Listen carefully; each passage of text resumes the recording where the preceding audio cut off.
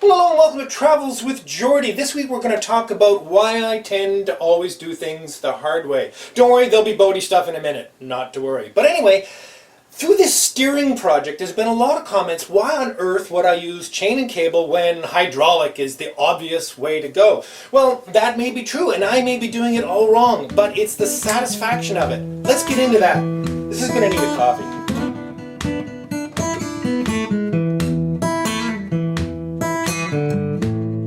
Hello and welcome to Travels with Geordie. My name is Peter and this good-looking fellow here is Geordie, and we live together on this wooden motor cruiser here in Victoria, British Columbia, all the while fixing it up for some pretty extensive cruising someday. If that's the sort of thing you might be interested in, please consider sticking around and subscribing. We'd love to have you. I'd also really like to take the opportunity to thank my patrons, whom without I really wouldn't have the ability to do this every week. Thank you all so much. And for those of you who would like to win a Travels with Geordie t-shirt, stick around to the end of the episode and I'll show you how you can do that. Cheers! Let's get on with it. Cool segue, right? Okay, so I wanted to make a cup of coffee because last time, instead of beer of the week, I had a coffee of the week. And to explain that, I sometimes are going to want to have people as guests on my channel for beer of the week that aren't alcohol drinkers. And I've done it a few times before. So sometimes we won't actually be drinking beer, or at least alcoholic beer, for beer of the week. So a few people asked about the coffee I drink, which I call a cafe latte breve. Now breve is kind of a weird word. It means short. We know this is an Americanized coffee, probably invented in Seattle. Basically what it is a double shot of espresso, which I'm making here in this stovetop espresso pot, and a schwack of cream. Now the official recipe from America calls for half and half. Well, happily, you can't get half and half in Canada. You can only get real 18% cream. And for that, I toss it in this little thing, which is a frother. Now, this is made by the evil company Nespresso, and I used to make their coffee too, but now I just use their frothing machine because it is bloody handy. Now, a purist would say I should be steaming it to get the real sugars out of it, but this does a darn good job for me. Okay, so in just a few minutes, this thing has boiled up a storm, and it is basically, if you're not familiar with these, it has a pressure vessel below. It drives it up through a layer of coffee grounds and up into the top. This is not perk. This is not bubbled up through coffee. It's high pressure, which is why it's effectively making espresso. Now again, it's not the finest espresso you're ever going to have, but it's not bad for shipboard. And the cream is frothing away in this thing, which is basically a little whipping device with a heater in the bottom. So it is both frothing and heating the cream at the same time. That's why I said it's pretty darn convenient. And so when this comes up to temperature, it automatically shuts off, and I have a nice dose of absolutely delightful, frothy, creamy, hot cream. Isn't that just gorgeous? And to this, I'm going to add, just because I'm indulgent, a little shaved chocolate. Now this is a dark chocolate, orange dark chocolate, which happens to be my favorite at the moment, and that makes an awesome cup of coffee. Okay, so about this doing it the hard way thing, it's hardly a novel concept that people take satisfaction in doing things a certain way, and sometimes that way is harder than the easy way, or the most common way, or the most logical way, read the best way. Now, this coffee is a pretty good example of it. There's certainly easier ways to make a cup of coffee in the morning, and there may be better ways, and even better coffee. Certainly going to the coffee shop that's just up the street makes wicked latte breve for just shy of $6 Canadian a cup. But anyway, I like the ritual of making it. I ground the coffee, I didn't show you all the other steps. There's a ritual, it's a pleasure, I enjoy it, it's part of what I like about it. Living on a wooden boat, restoring a wooden boat, two wicked strong examples of doing it the hard way for the satisfaction of it. So I think by extension you can understand pretty easily that deciding to build the steering system, basically a replica of what would have been on this boat in the first place, by chain cable to a quadrant, which may be the hard way, is actually incredibly satisfying and incredibly rewarding in that I know it's easy to fix. It's simple to see what's going wrong. Maintenance parts for it are available anywhere generally. You could certainly get it working again with junk from a hardware store. which not always the case with hydraulics. Now I'm familiar with hydraulics. I used to live on a farm and had tractors, and I'm very familiar with hydraulics and the trouble it can cause. And in time, maybe, who knows, this boat may end up with a hydraulic helm for one reason or another. But in the meantime, I just want to let you all know that there's great satisfaction in doing some things the hard way. Try it, you'll like it. Okay, there's no sense you suffering through all of that, but so what I have is a bevel on the back, a couple little notches at the bottom, some relief here at the top, and it now fits perfectly square in there, all flush against there, nice and square in there, and some big fasteners here, some big fasteners here, and maybe, I don't know what's going to go up and down there, but that will easily do what we need to do.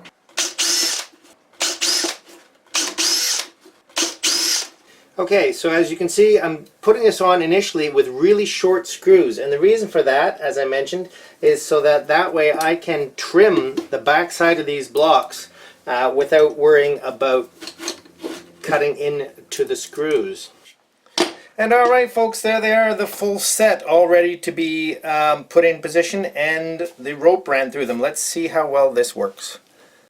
Okay, so here we go. The very first one goes up about here, basically in line with that mark, because that's the offset of the sprocket. Now I'm going to turn it ever so slightly because the next one down is going to be slightly forward of that.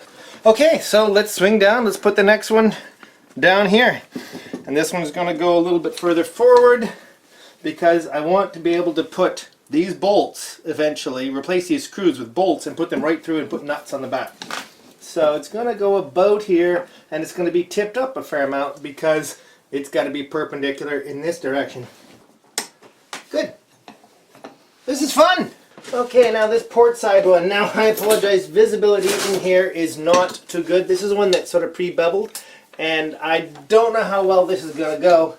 About there. Somewhere about there. Okay, there's no way you and I and the camera we're going to get in there to deal with that one. Miserable, miserable. Okay, let's go aft. Okay, here just about to go through the aft bulkhead, the one I replaced last year, and this height is what I've calculated the next sheave is going to be, the one that goes onto the quadrant. It's basically the height of the quadrant.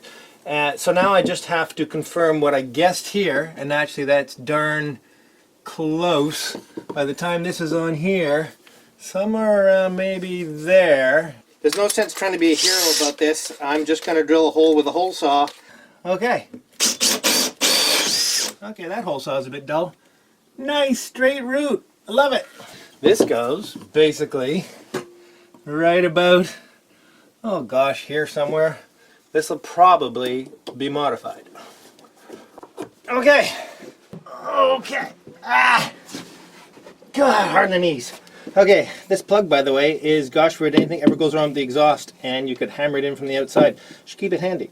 Okay, this straight edge I have rested across the quadrant. So basically I can tell that this is the very top edge of the quadrant. Now I need a little bit lower because I want to be in the center of the quadrant, so about ½ inch below that. So I'm going to say my center line is pretty close to there. Let's see what I can do about putting the sheave there. Only one of the cables out of this sheave is going to go into the quadrant. The other one is going to go underneath to meet the sheave on the far side and come back to the quadrant. So when I line this up, I'm lining up the top one. And this one's going to be at almost 45 degrees, so it's very likely I need to make a more exotic block for this, but I just wanted to get going and see what we ended up with. Oh, this is all hard angles, I'll tell you. Okay. One more. So it's going to be a little more complicated how I set up the sheave on this side, because as I mentioned, one cable comes under the quadrant and the other goes into the quadrant, so it needs to be tilted slightly. But what I think I'm going to do is actually tilt it slightly this way, because that'll mean it gives me slightly better alignment over to the other one, I think, if the one coming under is in this side and it actually goes up to the quadrant up here. But we'll see if that actually makes any sense. I'm not screwing into Douglas fir anymore. I'm now screwing into mahogany without a pilot hole. Not so easy. Okay, I think that's pretty well aligned. Let's put some string on. Okay, now I've saved you the joy of crawling through all the bilges to pull the string all the way through. But This string goes all the way around through all those sheaves, around the helm, and back to the spool here where it's unwinding. So as I pull on this, that unwinds, and it goes all the way to the helm and back. So I'm just going to put this on the quadrant right there and tie a knot. And this side is done. I'm going to take a heck of a lot of string off of here to make sure I can go around that and all the way back. I know you guys can't see this, sorry. Ugh. This side also goes around the quadrant. We have a complete line. Now, I think my plan was to use this nut actually to keep the tension on this. Excellent. Oh, worked very nicely. Well, there we go. Why don't you stay put and we'll see if I can actually steer this thing from the helm.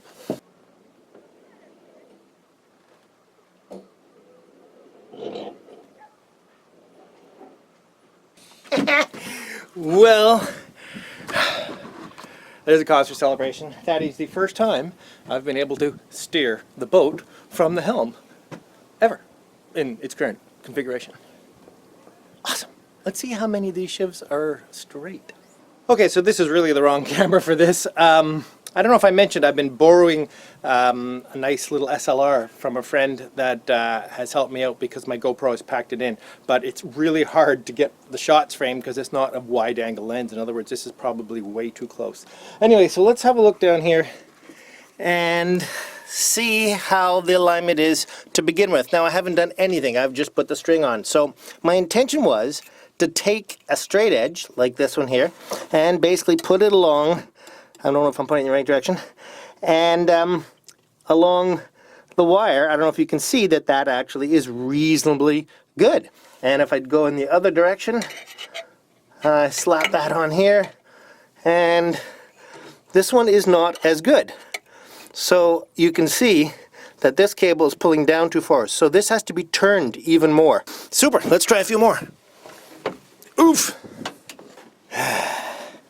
I'll be glad when this is over. Climbing around in here. Okay, so the first thing we can check while we're in here is how well lined up we are. Oh God, if I can get down on my knees. How well we're lined up in the actual quadrant, and that looks pretty good. If you look at this wire here, it seems to be sitting in the quadrant quite nicely. And the other wire, which is to miss the quadrant, is actually just brushing against the casting there. I was hoping it would be below that, but it will be by the time, if you look all the way down there, I turn that sheave some more. So it'll get down a little bit lower. Okay, so let's move on to this one. So in this direction, I would say that's pretty darn close right now. And in this direction, the top one anyway, is also pretty close, but that could be adjusted. And the lower one, because it actually goes off in a different direction, is going to need some attention. So that means the block has to twist down some more.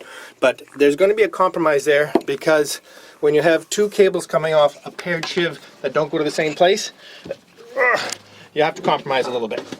Okay, so this would easily be one of the easiest ones. I can see I need to turn it a little bit to get it to line up perfectly, but it's really not that crucial considering the angle that it comes in at. Okay, I'm not sure what you can see here. This is the other intermediate sheave. This one, it's really hard to tell. I can put a straight edge on it, but it's all out of alignment. Anyway, the same principle, but it's not going to be hard to get that one to work perfectly. Okay, let's work our way forward here.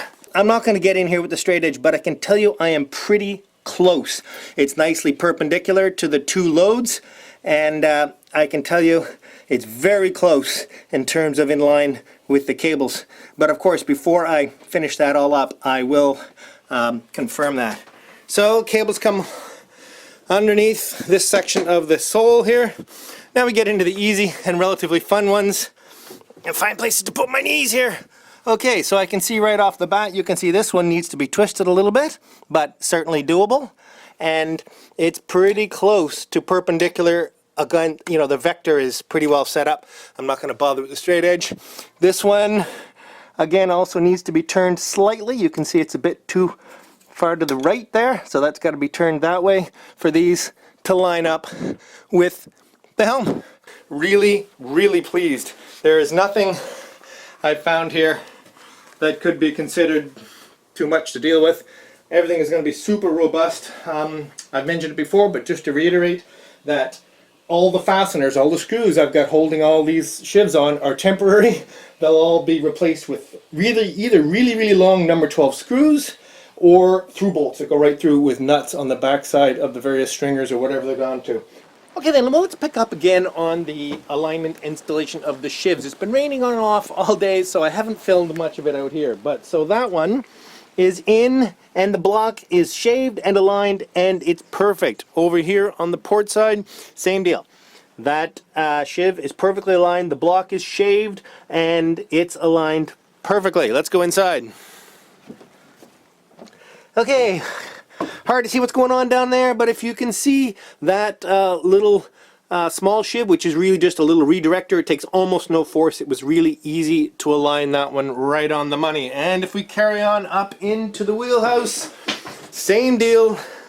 Down there in the darkness of that void, I don't know if you can see that, it was a piece of cake. So we're picking it up where it gets interesting again, and that's up here in the forward port corner where this block I'd pre-shaved a fair amount for it to sit against that stringer, and it just needs a little more trimming. Let's see what we got going on. This is the main turning block that shoots across to the helm, and this was one of the blocks that I pre-shaped because I knew it was going to be such an extreme combination of angles. I wanted it relatively close before I started my other technique, and it was pretty darn close. I've actually just set it up using my alignment technique, and I've just scribed it here and on the other side to give it some final shaping, and it should be right on the money. So let's take it off the block, off the shiv here, and give it a little sanding. I've had to remove the fuel fill out of this corner to be able to do any work here. Ugly mess. Okay, you stay there and let's shave you.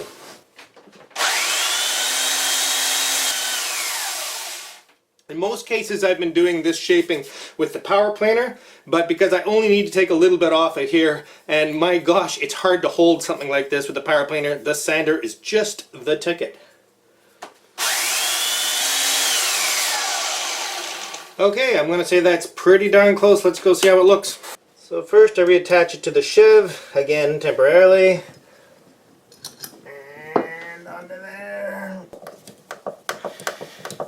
Right about there. Now I'll check my angles one last time. Oh, that is beyond perfect. And in this direction, also absolutely perfect. Excellent. So now I can send the top screw in at exactly this location. Excellent. Two more to go. Okay, and then that brings us to the last two shivs. The one down there under the sole that turns up, and this one in here, both of which are still just temporarily attached and the blocks are not shaved. Now before I adjust those, I'm actually going to reset the helm properly. In other words, get rid of this temporarily stuff and mount it on some big blocks of mahogany that I have. The other problem I have is that this isn't the sprocket I'm going to use. Some of you will remember that I've ordered a much smaller sprocket so that it improves the geometry for me. However, that sprocket was lost in shipping and I'm not getting another one for another couple of days.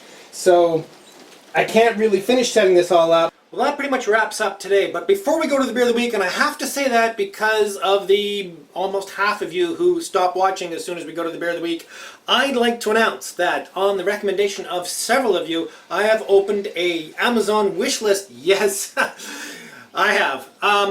Anyone who's working on boats, anyone who's doing this stuff, needs tons of stuff, and no, I can't necessarily justify getting it all when I need it. So I have opened an Amazon wish list, and if there's a little something that you'd like to have a look at and support the project with, I'd be very, very grateful. So the listing for that is down below in the comments. It's Travels with Geordie at Amazon, and I'd be very, very grateful if there was anything there you saw that you might like to support us with. Thanks a lot. Cheers. On to beer of the week.